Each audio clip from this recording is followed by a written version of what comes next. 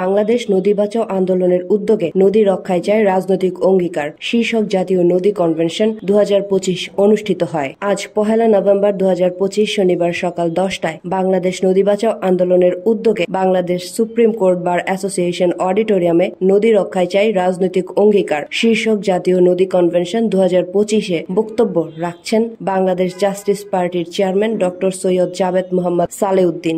জাতীয় নদী কনভেনশন 2025 সভাপতিত্ব করেন বাংলাদেশ নদী বাঁচাও আন্দোলনের সভাপতি অধ্যাপক মোহাম্মদ আনোয়ার সাদাত। অনুষ্ঠানে স্বাগত বক্তব্য জানান অ্যাডভোকেট খন্দকার আমিনুল হক টুটুল। 2 পর্বে বিভক্ত এই জাতীয় নদী কনভেনশন 2025-এ উপস্থিত ছিলেন বাংলাদেশ লয়ার্স কাউন্সিল সভাপতি ও সাবেক চাকসু ভিপি অ্যাডভোকেট মোহাম্মদ জসিমউদ্দিন সরকার, সিনিয়র যুগ্ম মহাসচিব ইসলামী আন্দোলন বাংলাদেশের মাওলানা গাজী আতাউর রহমান, জাতীয় হিন্দু মহাজোট চেয়ারম্যান অ্যাডভোকেট গোবিন্দচন্দ্র প্রামাণিক, নদী গবেষক Mahbub Siddique, doctor colonel Mohammad Anwar Hossain, doctor Mohammad Anwar Hossain, Kalimullah Iqbal, barrister Kazi Akhtar Hossain, জনাব মোহাম্মদ তাজুল ইসলাম, অধ্যাপক মোহাম্মদ শফিকুল ইসলাম, অধ্যাপক রফিকুল ইসলাম আলম, প্রকৌশলী ডক্টর মোহাম্মদ লুৎফর রহমান, বাংলাদেশ জাস্টিস পার্টির চেয়ারম্যান ডক্টর সৈয়দ জাবেদ মোহাম্মদ সালেউদ্দিন, ভাসানী জনশক্তি পার্টির চেয়ারম্যান শেখ রফিকুল ইসলাম বাবলু, জাতীয় সমাজতান্ত্রিক দল সাধারণ সম্পাদক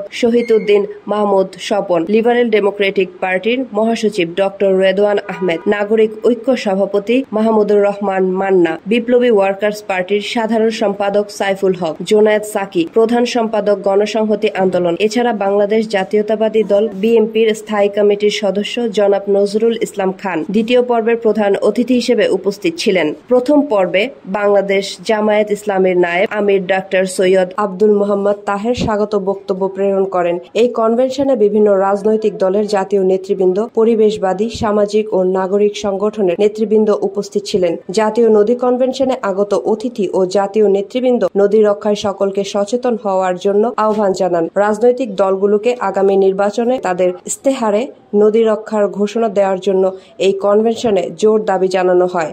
মালি আহমেদ পায়েল, মাতৃভাষা টেলিভিশন, ডেস্ক রিপোর্ট।